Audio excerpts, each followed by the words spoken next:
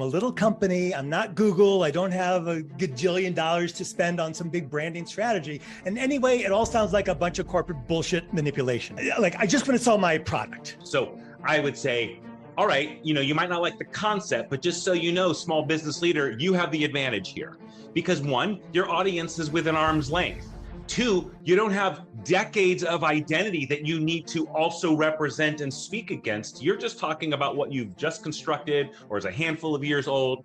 Not to mention that you don't have thousands of products. You used Google as an example. Right. How many thousands of products does Google's brand strategy ultimately have to inform and touch? You can imagine that is so hard, so hard. So my first response is, all right, for those in disbelief, those who say, come on, my product works, my service works, doesn't that do enough?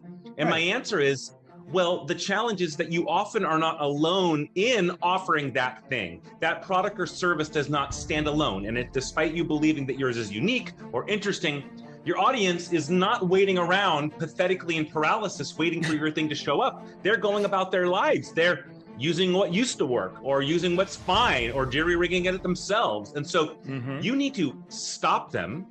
You need to intrigue them. You need to get them to choose to no longer use what is sufficient now and make a choice to learn something new.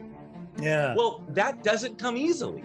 And so I don't care how high quality or how good the price, you are asking people to change their practice.